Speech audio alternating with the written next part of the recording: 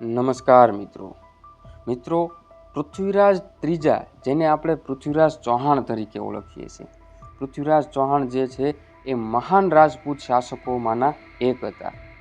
એક એવા શૂરવીર રાજપૂત રાજા હતા જેમના સાહસ અને પરાક્રમના કિસ્સાઓ ભારતીય ઇતિહાસમાં સુવર્ણ અક્ષરોમાં લખાયા છે.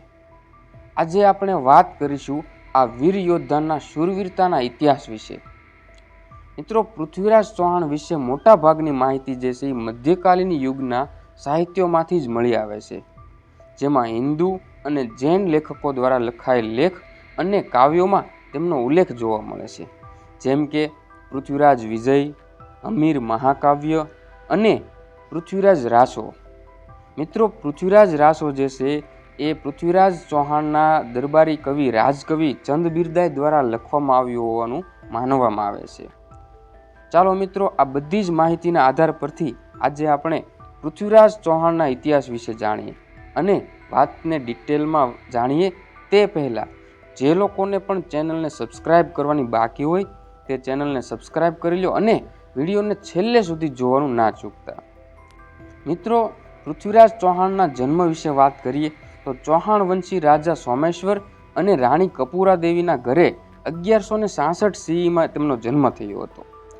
ત્યારે ચૌહાણોની રાજધાની જે છે અજમેર હતી અને અજમેરનું શાસન રાજસ્થાન, હરિયાણા, દિલ્હી આ સિવાય ઉત્તર પ્રદેશ, મધ્યપ્રદેશ અને પંજાબના અમુક ક્ષેત્રો સુધી ફેલાયેલું હતું.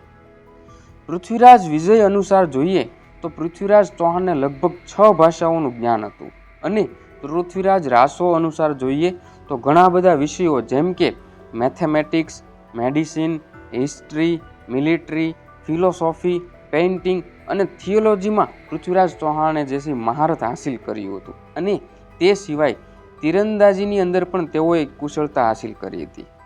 મિત્રો, 1977માં પિતા સોમેશ્વરના મૃત્યુ બાદ પૃથ્વીરાજ ચૌહાણ જે છે રાજગાદી સંભાળે છે, પરંતુ ત્યારે તેમની ઉંમર માત્ર ને માત્ર 11 વર્ષની હતી, જેથી માતા કપૂરા દેવી જે છે એ શરૂઆતના વર્ષોમાં શાસન સંભાળે છે અને એ સમયે તેમની મદદ કરવા માટે ઘણા બધા મંત્રીઓ જે છે દરબારમાં હાજર હતા, જેમનો ઉલ્લેખ સંસ્કૃત મહાકાવ્ય પૃથ્વીરાજ વિજયની અંદર કરવામાં આવ્યો છે. જેમ કે સૌથી મોટા મુખ્યમંત્રી હતા, તેમનું નામ હતું કદંબવાસા, જેમની શરૂઆતના શાસનમાં ખૂબ જ મુખ્ય ભૂમિકા રહી હતી. રાજા બનવાની સાથે જ પૃથ્વીરાજ ચૌહાણનો જે છે પાડોશી રાજ્યો સાથે વિવાદ પણ શરૂ થઈ જાય છે. ચાલો થોડું વિગતવાર સમજવાનો પ્રયત્ન કરીએ. મિત્રો, 1180માં પૃથ્વીરાજ ચૌહાણે જે છે શાસનને પોતાના હાથમાં લઈ લે છે અને ત્યારે પાડોશી હિન્દુ રાજાઓ જે છે એ પૃથ્વીરાજ ચૌહાણના પ્રદેશોને જીતવા માટે પૃથ્વીરાજ ચૌહાણને પડકારવા લાગે છે, જેમાં સૌથી પહેલું નામ આવે છે નાગાર્જુન, જે ખુદ પૃથ્વીરાજના પિતરાઈ ભાઈ જ હતા. તેમણે પૃથ્વીરાજની સામે વિદ્રોહ કર્યો હતો અને ગુડાપુરાનો કિલ્લો પણ જીતી ચૂક્યા હતા, જેને હાલના સમયમાં ગુરુગ્રામ તરીકે ઓળખવામાં આવે છે. પરંતુ પૃથ્વીરાજ ચૌહાણે ફરીથી આ કિલ્લો જીતી લીધો અને એમની આ પહેલી જીત હતી. આ સિવાય પૃથ્વીરાજ ચૌહાણે 1182માં શક્તિશાળી સંદેલના રાજા પરામર્દીને પણ હરાવ્યો હતો. એ સિવાય અમુક ઉલ્લેખોમાં ગુજરાતના ચાલુક્ય રાજા સાથે વિવાદ પણ જોવા મળે છે અને તે બંને વચ્ચે થયેલી શાંતિ સમજૂતાની પણ વાત તેમાં જોવા મળે છે. એ સિવાય કનોજના રાજા સાથે પણ તેમનો વિવાદનો ઉલ્લેખ આઈને અકબરી અને પૃથ્વીરાજ વિજયની અંદર અને એ સિવાય પૃથ્વીરાજ રાસોમાં પણ જોવા મળે છે. ચાલો મિત્રો, આ સમગ્ર વાતને હજી થોડી વિગતવાર સમજીએ તો કનોજના ગાઢવાલ વંશનો શાસક જેનું નામ હતું રાજા જયસંદ, તેમની પુત્રીનું નામ હતું રાજકુમારી સંયોગિતા. જયસંદ જે છે એ શક્તિશાળી રાજા હતો અને બીજા રાજપૂત રાજાઓ પર પોતાની સત્તા સ્થાપવાના સપના જોતો હતો, જેના માટે તેમણે એક રાજસૂય યજ્ઞ કરવાનો નિર્ણય કર્યો હતો. મિત્રો, રાજસૂય યજ્ઞ વિશે થોડું જાણીએ તો આ યજ્ઞ એક વૈદિક વિધિ છે, જે કરવાથી કોઈ પણ રાજા જે છે એ પોતાને ચક્રવર્તી સમ્રાટ જાહેર કરી શકતો હતો. મતલબ કે આ બધા જ રાજાઓનો રાજા કહેવાતો હતો. પૃથ્વીરાજ ચૌહાણ જે છે જયસંદની આ યોજનાને નકારી કાઢે છે અને અહીંથી જ આ બંનેની વચ્ચે દુશ્મનીની શરૂઆત થાય છે.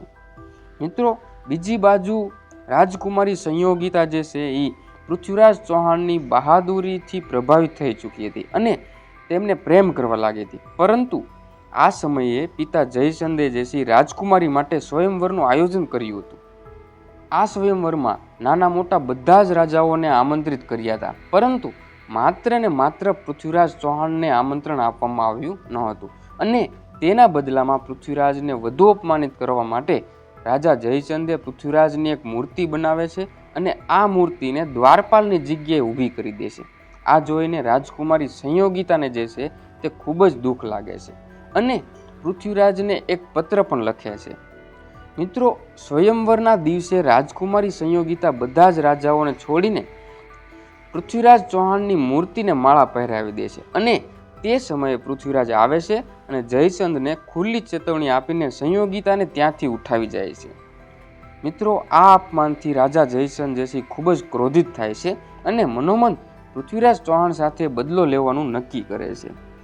મિત્રો, ઇતિહાસ અનુસાર જોઈએ તો મોહમ્મદ ઘોરી અને પૃથ્વીરાજ ચૌહાણ વચ્ચે કુલ 17 વાર યુદ્ધ થયું હતું, જેમાંથી 16 વાર જેસી પૃથ્વીરાજ ચૌહાણે ઘોરીને હરાવ્યો હતો અને દરેક વાર ઘોરીને માફ કરીને છોડી દેવામાં આવ્યો હતો. પરંતુ 16મા યુદ્ધમાં ઘોરીની રાજપૂતો સામે કારમી હાર બાદ એક ખલજી સૈનિકે ઘાયલ ઘોરીને બચાવીને તેને ગજની લઈ જાય છે. થોડા વર્ષો પછી ઘોરી ફરીથી આક્રમણ કરે છે અને આ સમયે કુલ 1,20,000ના સૈન્ય સાથે આવે છે. આથી પૃથ્વીરાજ ચૌહાણ જેસી દરેક રાજપૂત રાજાઓને યુદ્ધમાં જોડાવા કહે છે અને બધા જ રાજપૂત રાજાઓ યુદ્ધમાં જોડાય છે. પરંતુ રાજા જયચંદ જે છે, કનૌજના રાજા જયચંદ પોતાના બદલાની આગમાં આ યુદ્ધમાં જોડાતો નથી અને ઉલટાનું તે મોહમ્મદ ઘોરીને પોતાનો ટેકો જાહેર કરે છે અને પોતાનું સંપૂર્ણ સૈન્ય પણ તેમને આપે છે. આ તરાઈના યુદ્ધમાં ત્યારે રાજપૂતોની કારમી હાર થાય છે, પરંતુ પોતાના સ્વાર્થ માટે જયચંદે ઇતિહાસમાં હંમેશા માટે બદનામ થઈ જાય છે. જો તેણે આ તરાઈના યુદ્ધમાં મોહમ્મદ ઘોરીની જગ્યાએ પૃથ્વીરાજ ચૌહાણનો સાથ આપ્યો હોત તો કદાચ મુસ્લિમ શાસકો ભારતમાં ક્યારેય અધિકાર જમાવી શકત નહીં. અને જયચંદની આ ઘટનાનો ઉલ્લેખ પૃથ્વીરાજ રાસો અને આઈને અકબરીમાં જોવા મળે છે. મિત્રો, હાર બાદ પૃથ્વીરાજ ચૌહાણ અને ચંદ બિરદાઈને કેદ કરવામાં આવે છે અને મોહમ્મદ ઘોરીના દરબારમાં ઊભા કરીને ઘોરીની સામે મસ્તક નમાવવાનું કહેવામાં આવે છે. પરંતુ મહાન શાસક પૃથ્વીરાજ ચૌહાણ જે છે તે ના પાડી દે છે. આથી ઘોરીના સૈનિકો પૃથ્વીરાજ ચૌહાણની આંખમાં લોખંડના ગરમ ગરમ સળિયા ભોંકી દે છે અને તેમની આંખો ફોડી નાખવામાં આવે છે.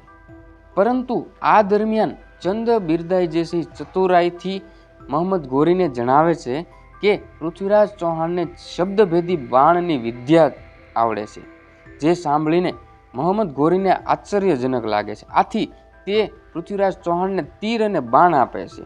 એ સમયે ચંદ બિરદાઈ દ્વારા એક દુહો બોલવામાં આવે છે, જેમાં પોતાનીથી ઘોરીના સિંહાસનનું અંતર જણાવવામાં આવે છે અને એ આધારે પૃથ્વીરાજ ચૌહાણ એક સીધું તીર મોહમ્મદ ઘોરીની છાતીમાં પરોવી દે છે અને ઘોરીના સિંહાસન પરથી ઘોરી નીચે પડી જાય છે. ત્યારબાદ પૃથ્વીરાજ ચૌહાણ અને ચંદ બિરદાઈ જે છે એકબીજાને કટારી મારીને શહાદત સ્વીકારી લે છે. અને મિત્રો, ચંદ બિરદાઈ દ્વારા બોલવામાં આવેલો દુહો કંઈક આ પ્રમાણે હતો: 4 બાસ 24 ગજ અંગુલ અષ્ટ પ્રમાણ, તા ઉપર સુલતાન હે મત ચૂકો ચૌહાણ. મિત્રો, અહીં સમગ્ર વાતનો તાર સમજીએ તો પૃથ્વીરાજ ચૌહાણ જેસી ભારતીય ઇતિહાસના એક મહાન શાસક રહ્યા હતા. એમાં શંકાને કોઈ સ્થાન નથી. તેમણે માત્ર ચૌહાણ વંશાવલીમાં જ નહીં, પરંતુ સમગ્ર રાજપૂત શાસકોમાં પોતાની કીર્તિ જેસી સુનિશ્ચિત કરી લીધી હતી. ઇતિહાસ તેમને એક શક્તિશાળી શાસક તરીકે યાદ કરે છે, જેમણે ઘણા વર્ષો સુધી મુસ્લિમ શાસકોને પોતાના દેશથી દૂર રાખ્યા હતા અને તેમના પર ભારતીય ફિલ્મો અને ટીવી સિરીઝો પણ બનાવવામાં આવી રહી છે. તો મિત્રો, આજનો આ વિડીયો તમને કેવો લાગ્યો તે કમેન્ટમાં જણાવજો અને જો વિડીયો પસંદ આવ્યો હોય તો લાઇક, શેર અને સબસ્ક્રાઈબ કરવાનું ના ભૂલતા. જય હિન્દ.